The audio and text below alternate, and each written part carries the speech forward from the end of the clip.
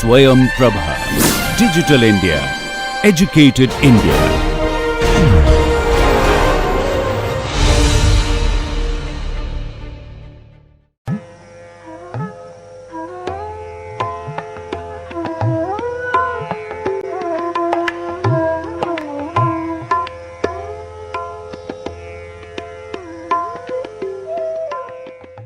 In this lecture, we will talk about a class of reactions which are called oxidative additions and reductive eliminations. These two go hand in hand because one is the reverse reaction of the other. For the major part, we will talk about oxidative additions in these reactions in this lecture first, and then we will take a look at reductive eliminations. If you recollect, we have classified most of organometallic reactions and most of the organometallic chemistry into 4 or 5 major classes of reactions. And in this grouping, what we have done is we have taken the first 2 to be those reactions where we do not have a change in the oxidation state of the metal atom. So, the metal atom does not undergo any change in the oxidation state. In the case of A, in A and in B, we do not have a change in the oxidation state of the metal. Whereas, in the class of reactions that we are going to discuss today, there is going to be a change in the oxidation state. It might either change by +1 or it could change by +2 units. And the reverse reaction, correspondingly, you would have a reduction in the oxidation state of 1 or 2. So, these are reactions which are very interesting and are unique to transition metal chemistry, because it is only among the transition metals that you find a variable oxidation state, and the different oxidation states have relatively similar energies. So, let us take a look at oxidative addition, and the majority of the reactions that have been mechanistically studied are those reactions where you have a D8 metal complex, and many of the D8 metal complexes have a square planar geometry, and so that is what we are going to take as an example. And if you have X, Y, a molecule, a heteronuclear diatomic or a diatomic molecule X, Y, and if we add it to this D8 metal complex, you can isolate a complex which is octahedrally coordinated, and it has got a D6 electron count. So, now the question is, what has happened to the oxidation state of the metal? If we consider the metal to be less electronegative than X or Y, then it turns out that you would have to write X as X minus in this complex and Y as Y minus, and at least in the ionic method, it is easy to see that you now have 2 more negative ligands than what you started out with. You started out with 4 ligands. We do not know the character of those ligands, but you do not have a negatively charged species on the ligand. Then at the end of the reaction, you have 2 extra negatively charged species, which means the metal must have released 2 electrons to X and Y. So, that X became X minus and Y became Y minus, and so you end up with an oxidation state which is +2 relative to your starting point. So, let us take a real life example now. You have a D8 coordinatively saturated system, then also you can have the same situation. You can add this XY group, but if you start with a pentacoordinated saturated, coordinatively saturated metal complex, this is coordinatively saturated because you have, if L is a 2 electron ligand, if L gives 2 electrons, then you have an 18 electron system right here. And so, when you add XY or when you react it with XY, then you end up with a complex where you have the heterolytic splitting of XY in such a fashion that you end up with Ml5X plus. Now, notice the oxidation state of Ml5X plus is plus 2 units compared to what you started out with, because X is considered as X minus, and so what you have is transfer of 2 electrons, 1 electron to Y to form Y minus and 1 electron to X to form X minus, and so you have oxidation state change of 2.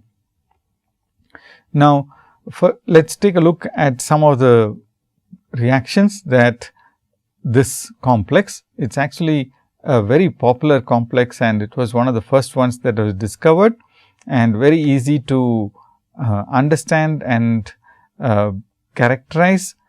L is a phosphine or PR3 group. L is PR3, and very often it is PPH3, and X is a halogen. X is a halogen, any halogen. Then you can have oxidative addition reactions that are plenty in the literature, and you have species like H2 adding to it, and then you have this complex here, and you have oxygen adding to it, and you have this complex here. So, you can see that two very different species, oxygen and hydrogen, can add to this complex, and this complex was discovered by Vaskas in close to 1960s, and so it is called Vaskas complex, and it is in fact a very popular system to study. Now, because you have a range of substrates, it is convenient to classify them according to the type of reactions they undergo. The steps involved are not always the same, and so they have been classified into 3 groups, and we will consider these groups one by one. Now, if you take the first group, these are the molecules which are polar, which for example, HX, that is hydrohalic acid, HCl, HBr, HI, and so on. That belongs to one group, and in the same group you can also add X2, which is just a simple halogen molecule, because they also behave in the same fashion, and I will explain to you why that is the case. We can have very polar molecules, very highly polarized molecules like RSO2Cl, which are clearly RSO2 plus and Cl minus, and we can also have RCOX, which will polarize as RCO plus and X minus. Now, if you take all these molecules, although they look very dissimilar, they have one thing in common, and that is the fact that if you take olefin, if you take an ordinary organic molecule olefin and add this HX to it, any one of these molecules which we have listed above, all of them will add in this particular fashion. One part will add to one carbon and the other part will be attached to the other carbon. So, they will undergo simple addition reactions to olefins. So, if you take all these molecules which undergo simple addition reactions to olefins, react them with Vaskas complex, they will undergo a reaction which will result in an oxidatively addition, which will undergo oxidative addition and form an oxidative addition product. So, let us take the second group. In the second group or the class of molecules, we have a unique feature that the two parts, that the molecule has got two parts which are adding to the Vaskas complex, the representative of all the molecules which undergo oxidative addition. And during the addition, one bond between the two parts of the addenda are retained. In other words, oxygen, for example, has got a double bond between the two oxygens, O double bond O, and after the addition, one bond, which is indicated here, one bond is in fact retained. So, although O double bond O is a molecule you started out with, a single bond is retained at the end of the reaction. Now, what is the implication of this retention of the bond? That means that this molecule can add only in a cis fashion to the molecule, to the metal complex. So, in other words, in the end of the reaction, the product, you always find the two parts of the molecule which are adding. So, there is oxygen here and oxygen here, both of them are in this cis position in the final complex. And secondly, you do not isolate intermediates during the course of this reaction. So, that separates class 1 from class 2. Secondly, you also find that class 2 is not necessarily polarized. They do not always add to olefins to form addition compound in the organic reactions, which we know. So, let us proceed further. The third group, here you do have molecules which are extremely covalent and non-polar. They do not have any hint of polarity, and not only that, their electronegativity is almost similar to that of metal complexes. So, I have here listed several hydrogen compounds, dihydrogen itself as the first molecule, dihydrogen, and we also have alkyl hydrogens. So, those are non-aromatic CH bonds, and we also have aromatic CH bonds, and we have SiH bonds, these are silanes, and we also have RSH bonds.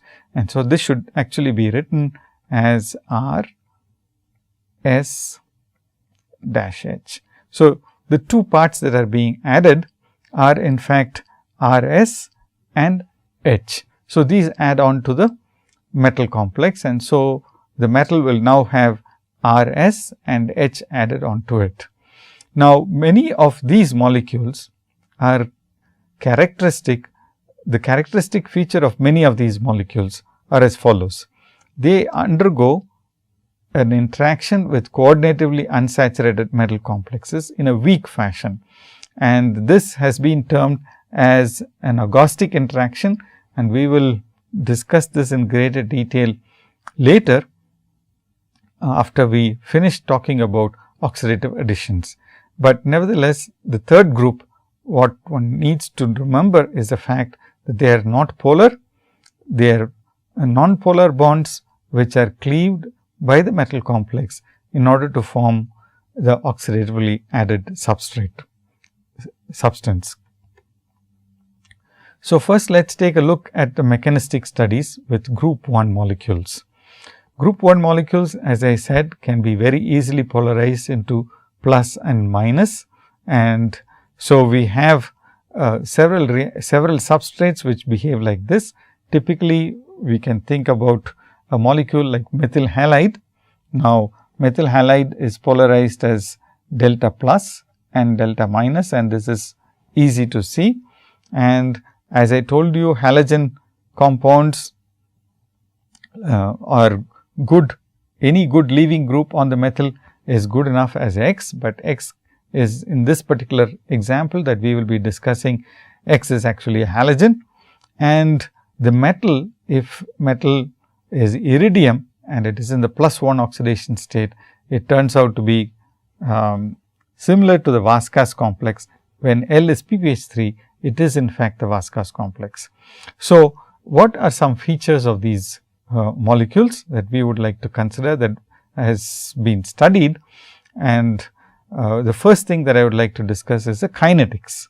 When you do a kinetic study of this reaction of methyl halide with Vaskas complex, it turns out that they are first order in both iridium and first order in methyl halide. What that implicates is that during the course of this reaction, at least the rate determining step involves most probably a collision between these two molecules. These two molecules have to be collided in order for the reaction to happen, and that is why the concentration of both iridium 1 and the concentration of methyl halide make a big difference in the rate of the reaction. So, that is the first thing that we note.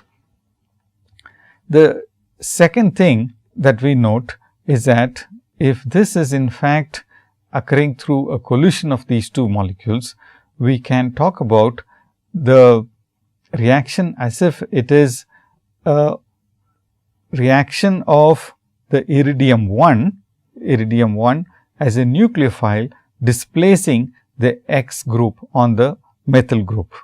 The X on the methyl, let me just complete this.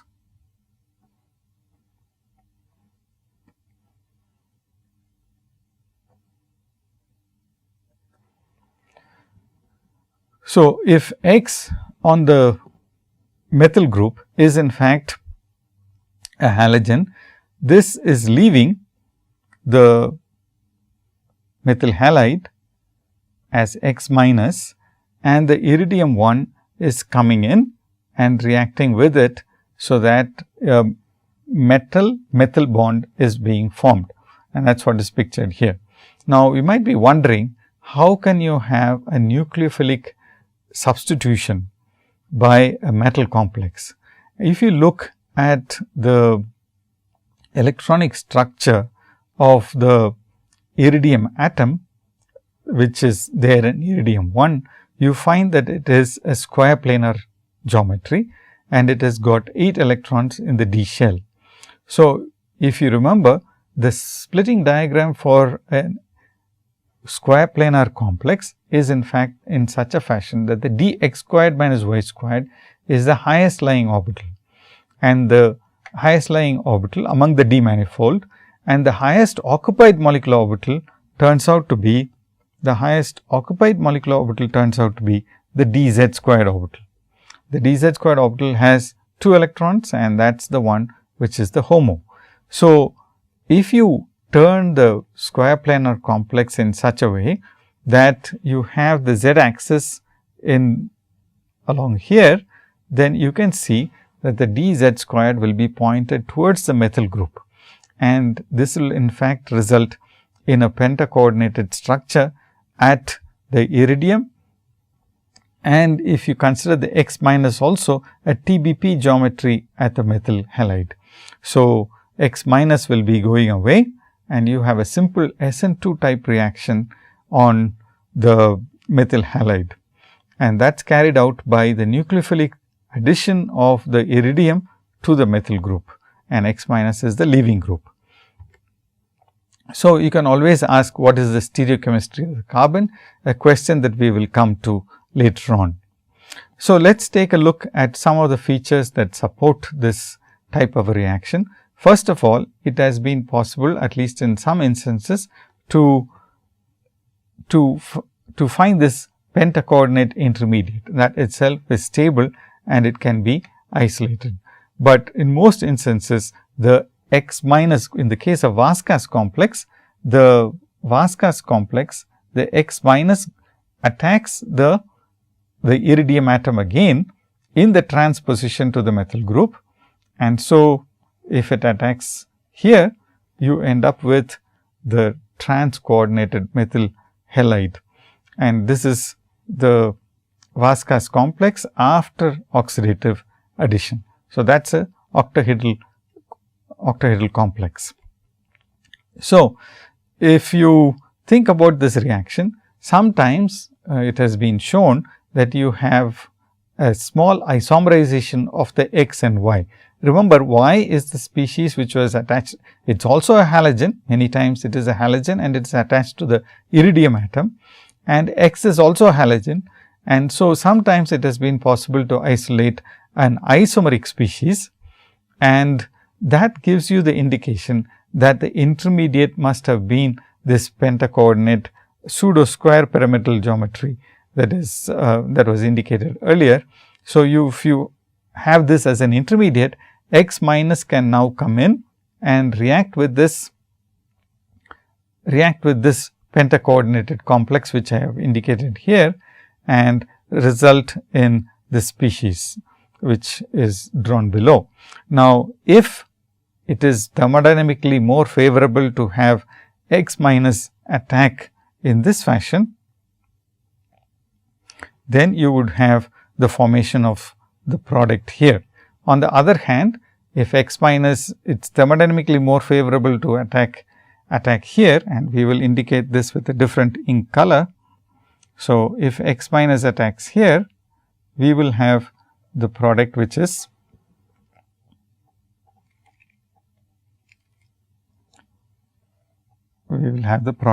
listed here. So, depending on where the X minus attacks in the intermediate, you are able to isolate two different compounds. One where the X is in fact trans to the methyl group, and that is what is characteristic of these reactions in the first class.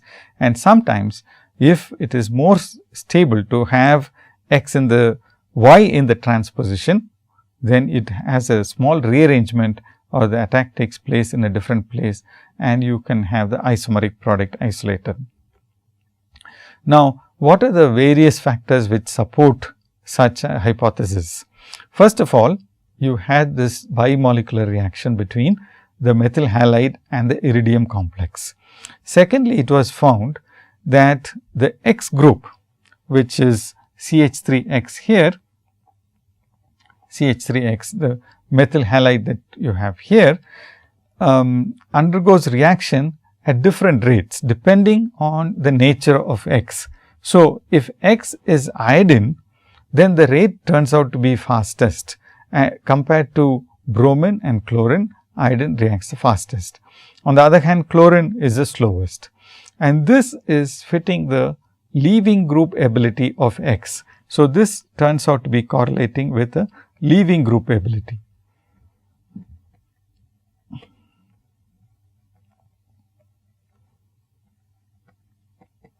So, the leaving group ability of X correlates with the rate of the reaction. Now, there is another indication that in fact, it is a nucleophilic attack by the iridium complex. How do we know this? Depending on the nature of L, L is a ligand which is attached to the iridium. If L is electron rich, then the reaction happens at a faster rate.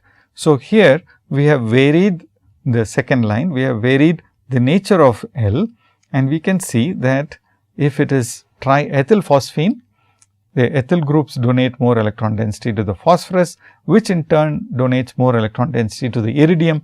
And so, iridium is much more suited to do this nucleophilic attack. So, more electron density at the metal, these two factors suggest that more electron density at the metal is favors the reaction. So, this is clearly supporting the fact that we have in fact a nucleophilic attack, where electron density on the metal does a nucleophilic attack on the methyl group, and the X leaves as X minus. So, there was one result which was slightly difficult to understand based on this, what we have just seen here, and that is the nature of Y. If Y is a halogen, but if Y is electron rich, it should have promoted the reaction. But on the other hand, turns out that fluorine is much faster than chlorine, than bromine and iodine. This is contradicting what we just said regarding the electron density of the metal. And there was another slight difference. It was possible to show that PPHMe2 is much faster than PET3. These two results can in fact be understood if we remember that the nucleophilic substitution at the methyl halide has two factors that will favor it. One is electron density on the metal, another is the steric factor, which indicates that the incoming group has to be small in order to carry out the nucleophilic attack. If you have a very large group coming and attacking the methyl, obviously that would lead to an unfavorable situation, because the intermediate has to be a 5-coordinate intermediate at the carbon, and that is very difficult considering the fact that carbon is a first row element. It has got only 1s and 2s orbitals, 1s, 2s and 2p orbitals, and so you do not have too much space around the carbon in order to accommodate all this electron density. And so, you would like to have a small group coming in, and if you have larger groups, then the rate turns out to be smaller. So, this is how it was understood, and in fact, this is consistent with most of the data that we now have, which suggests that it is a nucleophilic attack, and there are two components. One is an electronic component. Electronic component is indicating that if you have greater electron density on the metal, you will do a faster nucleophilic substitution. The second factor is that the smaller the incoming group, the faster the reaction. So, here I have indicated to you the net result of this nucleophilic displacement of X by the iridium 1.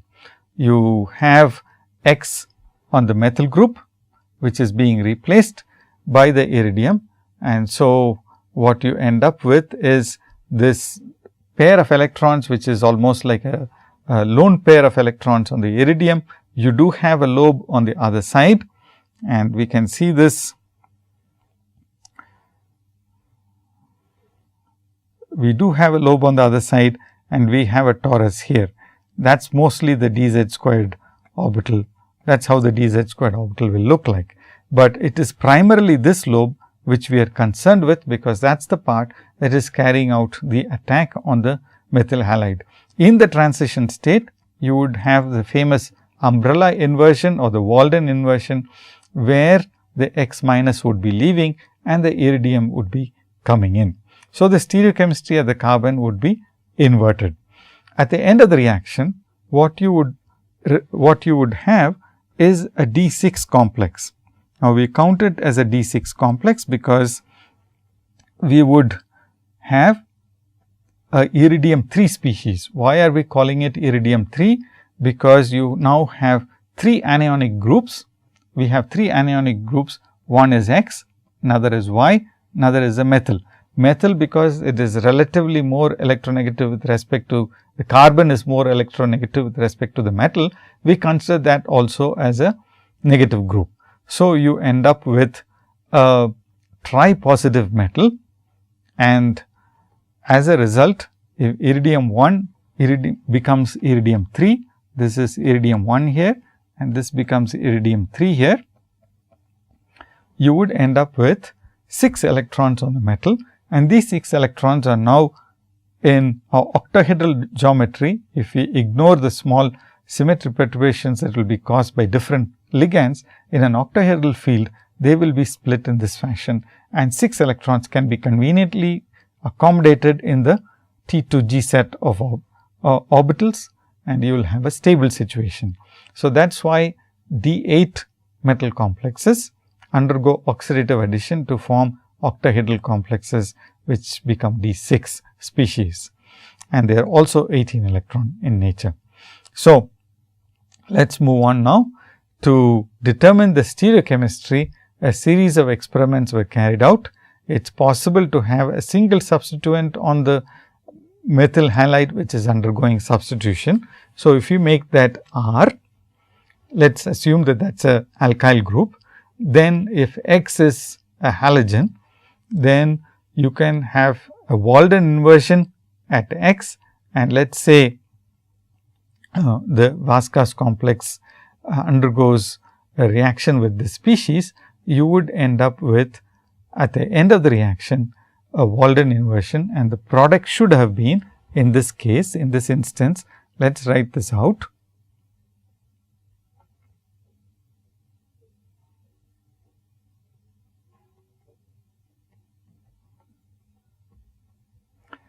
This group, and so you would have this carbon undergoing Walden inversion or inversion in stereochemistry.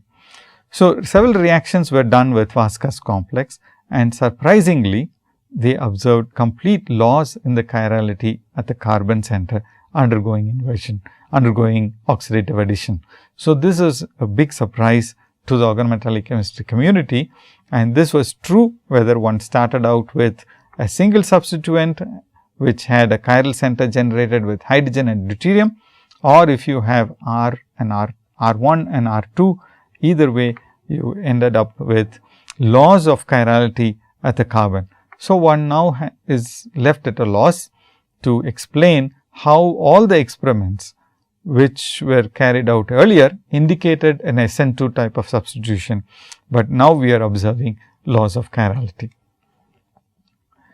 So, the mystery was in fact solved when people started doing reactions very carefully by deoxygenation of the solutions that in which the reactions were carried out.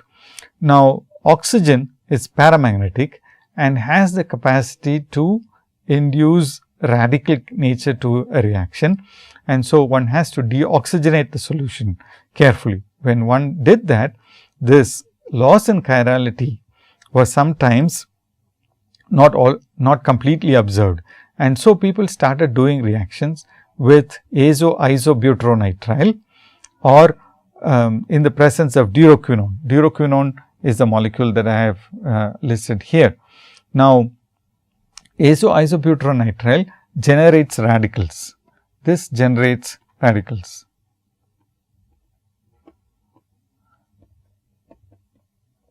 So, this inhibits radicals.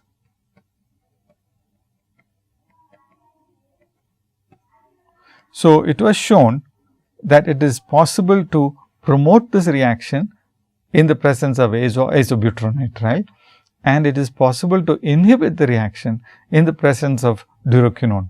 So, this clearly indicated that there was a radical nature to this whole reaction, and that would easily explain why chiral substrates were racemized.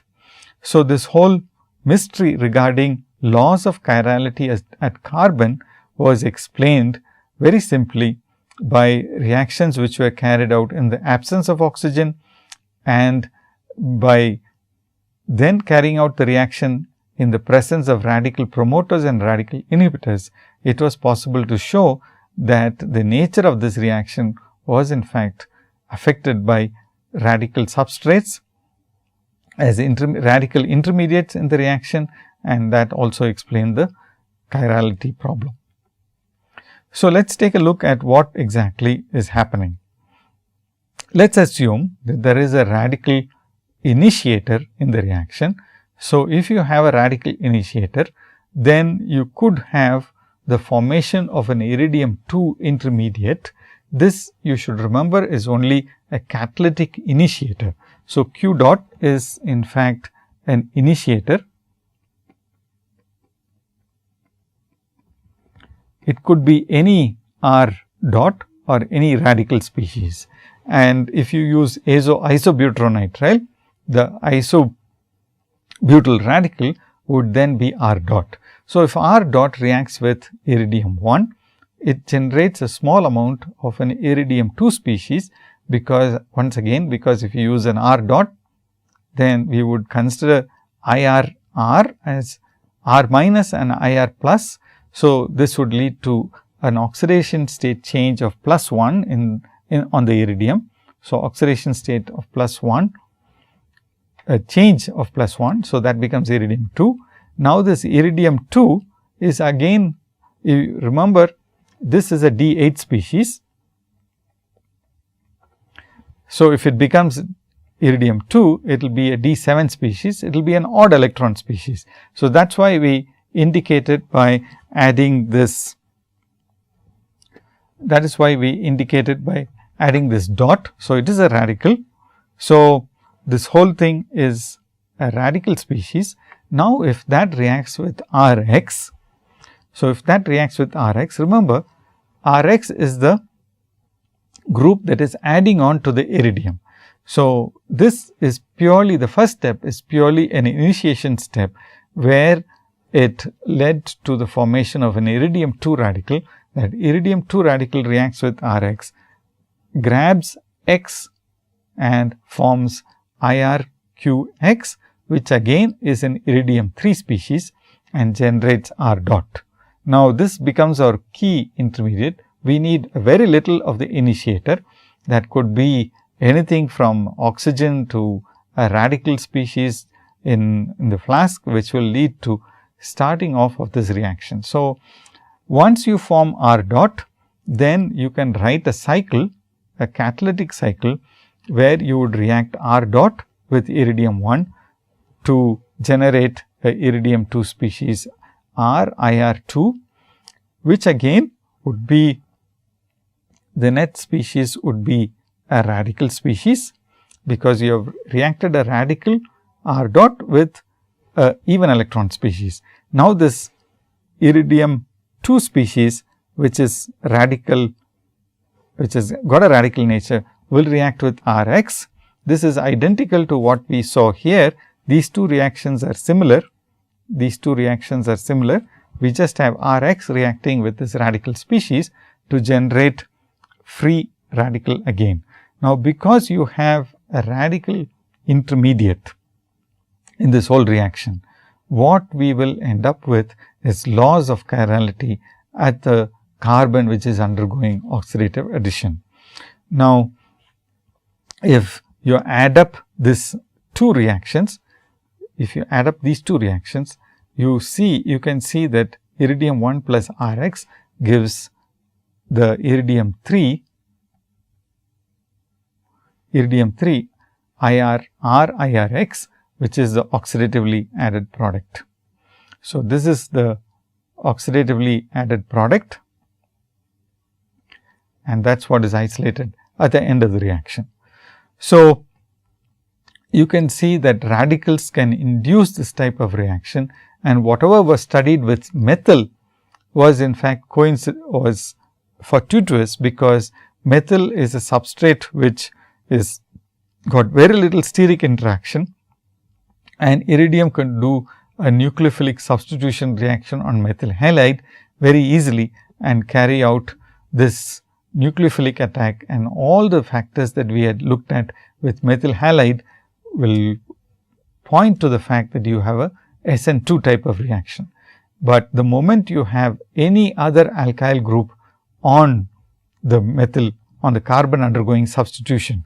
So, in other words, if you have R or 2 R groups, then the chances are that you will end up with the radical reaction and not the SN2, clean SN2 type of reactivity.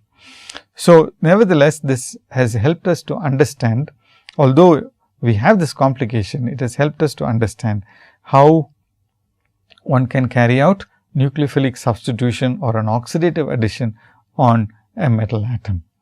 Now, there were more reactions that were studied, which led to a beautiful understanding of how you can have radical intermediates in organometallic reactions. Let me tell you something fascinating about a molecule which is called a radical clock.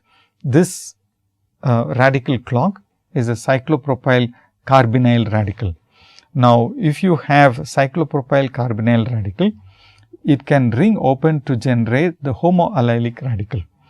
So, if this radical is formed in solution, it ring opens at a very fast rate, which is known to be 1.3 into 10 power 8 second minus 1. That means, every second 10 power 8 molecules will convert from this ring open state to this ring acyclic form of this radical.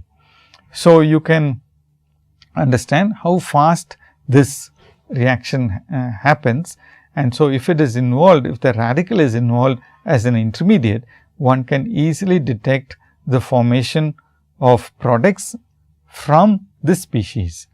If the reaction in question happens at a faster rate than the ring opening of the cyclopropyl carbonyl radical, then you would not have this ring opening reaction. So, let us take a look at what was a reaction that was carried out in order to understand this ring opening, this radical nature of this reaction. So, the reaction in question is a cyclopentadienyl iron dicarbonyl species, and this species, as we are not discussed the cyclopentadienyl group itself, we can just ignore it, just let us do the electron counting. If you have Cp as Cp minus, that means this is the aromatic Cp minus anion, iron is iron plus, but nevertheless there is a negative charge which is present on this whole species, because sodium is a counter ion. So, the net charge on iron is actually 0. So, this is again a D8 species. This D8 species can react, do a nucleophilic substitution. In fact, the iron, if you write the iron in this fashion to indicate FeCpCO2, then this can indicate, this can carry out a nucleophilic substitution on this carbon and have a product which is indicated here. Now, this is a simple nucleophilic substitution that can happen in this reaction, and that is what people expected. But if radicals are involved, if a radical intermediate is generated during the course of this reaction, as I have indicated here, if a cyclopropyl carbonyl radical is involved as an intermediate, then it can ring open to give you the homoallylic radical, which is again on the right hand side of the screen. So, people carried out the reaction, this nucleophilic substitution reaction, using the CpFeCO2 minus anion. So, this anion was reacted with the cyclopropyl carbonyl halide, and when X, the halide, was iodide, they found that 70% of the reaction was in this channel, which means the ring unopened product was formed in 70% and the ring open product was formed in 30%. That tells you that almost 30% of the reaction went through a radical pathway. So, a radical reaction has happened and the ring opened very fast, and so that gave you the homoallylic product, which is indicative of the formation of this radical as an intermediate. On the other hand, if one used the bromo compound, surprisingly, the bromo compound resulted in greater than 97% of the nucleophilic substitution reaction product, which is a simple nucleophilic substitution on the cyclopropyl carbonyl halide, and exactly what we have pictured here has happened. Exactly what we have pictured here has happened, and this is with Br as a leaving group, we have only this channel. With iodine as a leaving group, we have the radical channel. So, with iodine as a leaving group, we have X equals iodine and X equals Br gives you the ring unopened product. So, this was a beautiful chemistry which illustrated that radicals are indeed involved, and the surprising feature of this whole study was that ESR was not able to detect radicals in the reaction mixture. In spite of that, they were able to show, because of the radical clock reaction, they were able to show that radicals were indeed formed during the course of this reaction.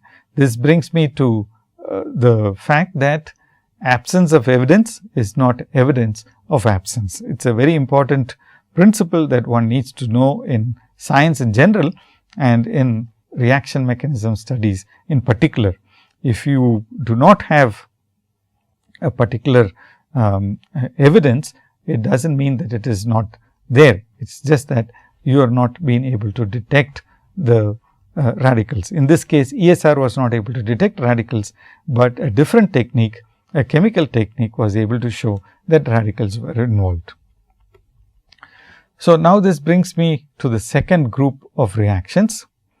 The second group of reactions involves oxygen, sulfur or azides, and when you react them with molecules like the Vaskas complex, they undergo a simple oxidative addition reaction. As I mentioned, one bond is retained always in the second class of molecules which do oxidative addition. Now, Vaskas complex itself was the first one which was studied. It was treated with dioxygen way back in 1961, and that reaction was in fact studied by Vaska himself. And what was shown was that the product has got a cis addition, and the product is in fact having one oxygen bond retained at the end of the reaction. If you recollect, it is important that we homolytically break one bond. In all the oxidative additions, we homolytically break one bond and remove 2 electrons from iridium, add it to the 2 addenda and form metal addenda bonds. So, in this particular case, it is iridium oxygen bonds that are being formed, and that leads to, these are the 2 new bonds that are formed. The OO bond, first you have O double bond O, and you have broken, so we have broken this oxygen bond. So, the double bond has been converted into a single bond, and the final product has got a bond which is intact between the 2 oxygens. A similar situation happens with acetylenes.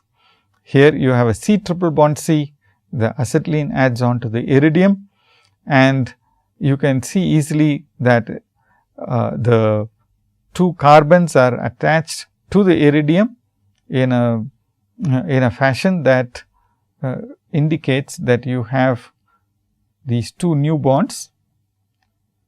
And if you assume that the oxidative addition involves carbon as carbon minus, because it is more electronegative than iridium, then you end up with an iridium 3 species. So, oxidation state is in fact a formal oxidation state. It is not the charge on the metal atom. This is something which one has to bear in mind when one is studying oxidative addition. So, the characteristic feature of this oxidative addition in this case is the fact that you have a change of +2 in the metal atom in the oxidation state, and the fact that it is retained in the cis position, and the fact that it is added in such a way that one bond is broken. And if you start with a molecule which has 3 bonds, as in this case you have 3 bonds, then you end up with retention of 2 bonds. If you start with oxygen, as in the previous case, we had 2 bonds and we ended up with retention of 1 bond. So, let us proceed now with a slight variation in the oxidative addition reaction.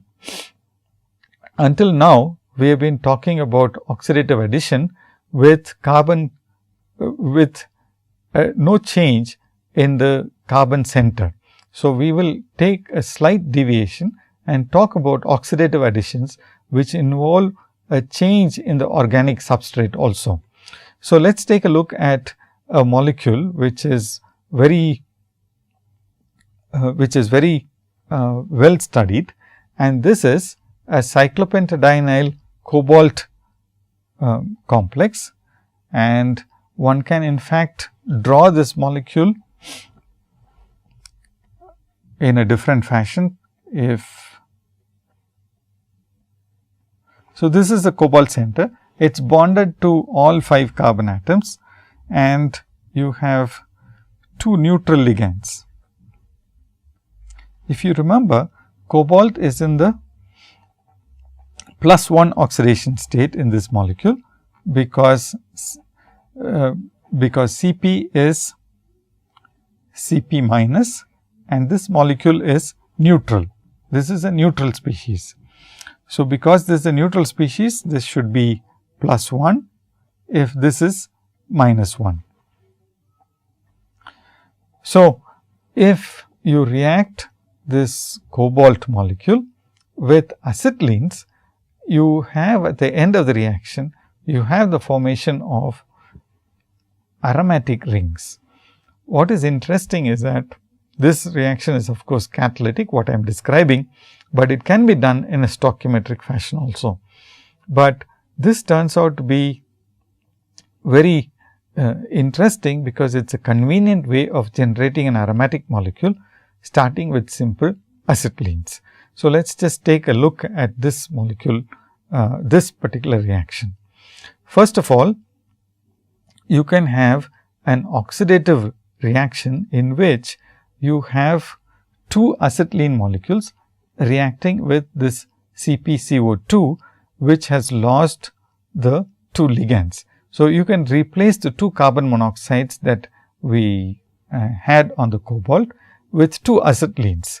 So, the reaction that we are talking about is CpCO2 plus 2 acetylene molecules will lead to this intermediate, and this intermediate now can carry out an oxidative addition reaction. Remember, when you do an oxidative addition reaction, you break one of the bonds in the acetylene molecule and make 2 bonds to the cobalt. So, in this particular instance, if we broke 2 bonds on the acetylene, 2 acetylene molecules, 2 different acetylene molecules, then you would end up with a species which will formally look like this.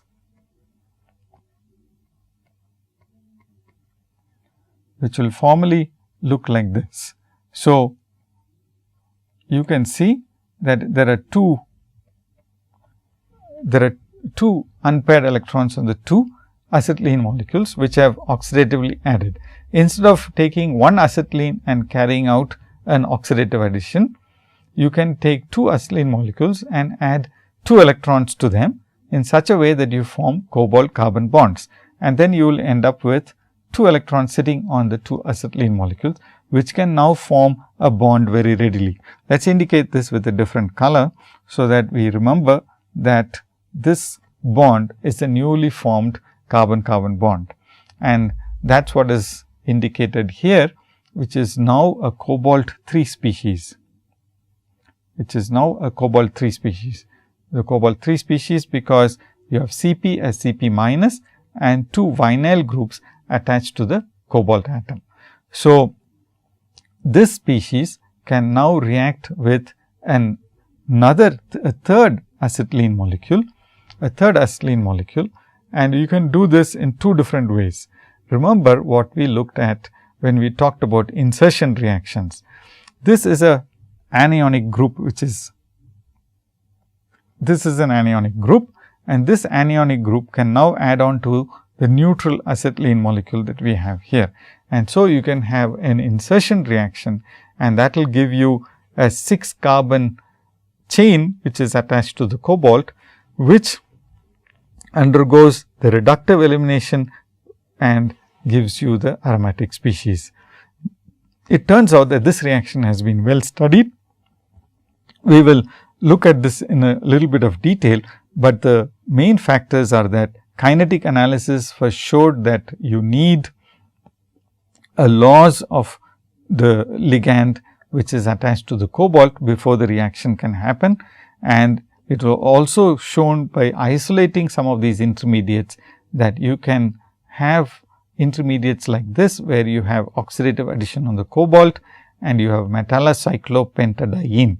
I am calling this a metallocyclopentadiene because it is a cyclopentadiene ring in which there is a metal. So, this is a metallocyclopentadiene, which has also been isolated and characterized, and we can replace, if you replace PPH3 with PME3, if you stop this you can stop this reaction by adding PME3, then you can isolate and characterize an intermediate where you have this metallocyclopentadiene on the cobalt. So, the second step, which involved the reaction of the metallocyclopentadiene with a third acetylene molecule, was replaced with an acetonitrile or an alkyl nitrile, and then it was shown that you can in fact make pyridines. So, if you do the reaction with RC triple bond N, then you can form pyridines that I have indicated here. You can generate pyridines if you treat it with R triple bond CN, and if you have a simple RCR, then you can form acetylenes. Now, this can happen as if it is a Diels-Alder reaction. If you have a Diels-Alder reaction, then between this metallocyclopentadiene and this alkyne, you form a Diels-Alder reaction. This is the product that you would end up with. And that Diels-Alder adduct, the Diels-Alder adduct can now lose a molecule of CpCO, which is the catalytically active species. This is a catalytically active species, which can react with other acetylenes and go back into the catalytic cycle, but the product that you have got is the aromatic species. Now, it turns out that if you have a mixture of acetylenes, you can have a variety of arene molecules generated, and if you have nitriles present, you can have pyridines generated. It is convenient to make pyridines, substituted pyridines using this method, because it is often found that the first step the first oxidative addition and coupling happen with cobalt, and then the second step happens with in a Diels-Alder fashion with nitriles or acetylenes, substituted acetylenes, so that you get aromatic compounds as I have indicated here, or substituted pyridines as I have indicated here. Although there are two possibilities, and these two possibilities can be distinguished, one can bias it, and the way one can study this is by treating it with a molecule which will undergo Diels-Alder reaction very readily. So, if you have dimethylacetylene dicarboxylate, which is a very good dienophile, then you can in fact isolate an intermediate like this, where you have PME3 coordinated to the cobalt, and a compound can be generated which will on heating generate dimethyl phthalate. So, these are some reactions which have been carried out, where you have oxidative addition and a coupling reaction and an insertion reaction, or it is a Diels-Alder reaction. So, you have seen a variety of reactions which are possible today. Let me now conclude by going to the conclusion slide. Usually, in all these reactions, the coordination number increases by 2. During oxidative addition, the coordination number increases by 2, and the oxidation state increases by 2 as well. It is possible that one can carry out an oxidation state increase of 1. That is also possible. It is possible to increase the oxidation state by 1 as well. We will look at some of these reactions where oxidation state can be changed by +1 units in the following lectures. But oxidation number and coordination number usually increase, and this is a reaction that is characterized by a change in the oxidation state of the metal, and so it's called, it's characteristic of transition metals, and it's called an oxidative addition reaction. Invariably, you have a coordination number increase, and that can also change by 1, or it can change by 2. Remember, it is a formal oxidation state change, and it's not a real change in the charge on the metal. So, with this we conclude the first part of oxidative addition reactions. We will take up oxidative additions in a future lecture as well.